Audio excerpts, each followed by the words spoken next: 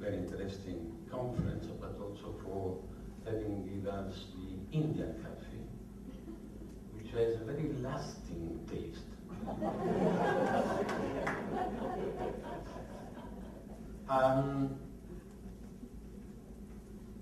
As Michael has shown, the problem in Europe very much linked to institutional problems, example rules. Second, the pre-entry rules were not the good set of rules that were necessary to have a real convergence among the countries. And then you have post-entry problems, post-entry lack of enforcement for fiscal discipline, also for a non-equal application of common rule on the financial sector. From this point of view, I think that in reality, at least for the national policy, so that the result was not the tight formation, but an increasing structural divergences in real and financial sectors. The new design. The problem, and here we go into the institutional problems, is the European Union and the euro area are the product of specific international treaties that are very difficult to change. It's very long work to change, and the results are not always the ones that we could like. So first of all, we must look at the room that we have from the given treaties, and in general, you can find some more specific treatment of these problems in the background paper that I presented at the conference. But we have from one side the room that the discretion that the summit of the European Union authorities have in special with the European Commission, the European Council, and also what are the discretions that are left at national level. What is interesting from the point of view of the fiscal rules, which Michael was speaking about, in part some room of maneuver that are left to public investment, and from the imbalance point of view, a hint on the fact that the adjustment should be symmetric. The rigidities posed by the EU treaties are the non-bailout clause, which means that the European Union cannot bail out one single country. Therefore, what we had to do up to now was not to make an intervention by the EU, but intergovernmental treaty, which is admissible from countries, governments that accept to do it. And so it's a parallel intervention, but it's not a full intervention by the European Union. And the other interesting point is the limits that are given to the ECB by the Maastricht Treaty on acquiring buying public debt.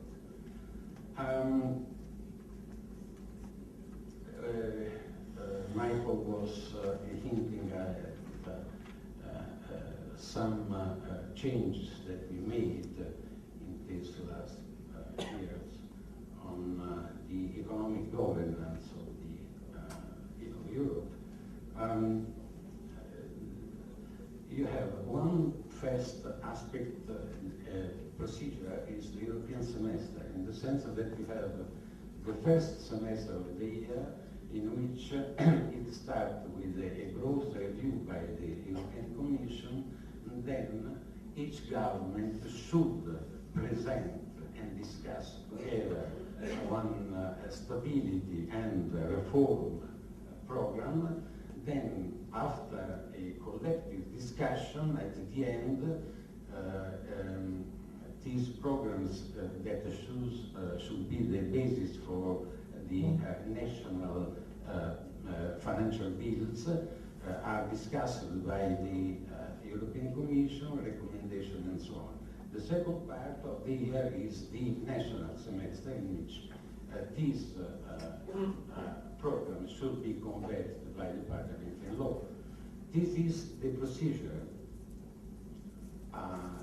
and the content are these two type of programs. The problem are the rules in which must be followed.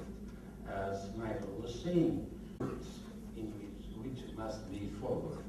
As Michael was saying, with the six-pack and that are six regulation and fiscal compact, the accent was of the not only new rules that are more stringent for Eurozone countries, but also the application and enforcement of these rules are in the direction of an enhanced type of enforcement of rules that in a certain sense already exist. What's the problem? The problem is that these rules are deflationary. No problem on this aspect. And the other part, the second part of the program is the reform programs that should be directed to growth. The point is that in reality, these reform programs should be directed at decreasing the imbalances, macroeconomic imbalances of each country. The result is not growth, not necessarily growth, if it's just a problem of reducing imbalances. So the problem of growth in reality is a second tier of this new economic governance, and the problem is that it is not the same type of enforcement which has been given to the fiscal plan.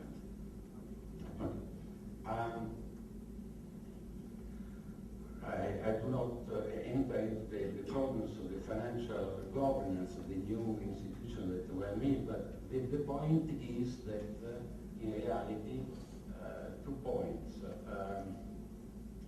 National supervisors retains discretion in the sense the segmentation of the banking sector in Europe is first of all a supervisory segmentation.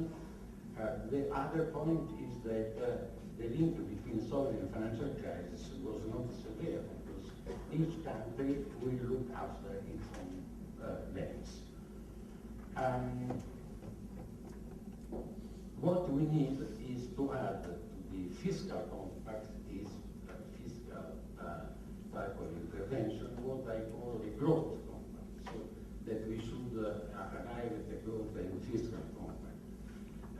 Europe has already some general scheme as the Europe 2020, in which very good language, but I mean not much more than language, in which we speak of increasing employment to foster innovation, education, social inclusion, and so on.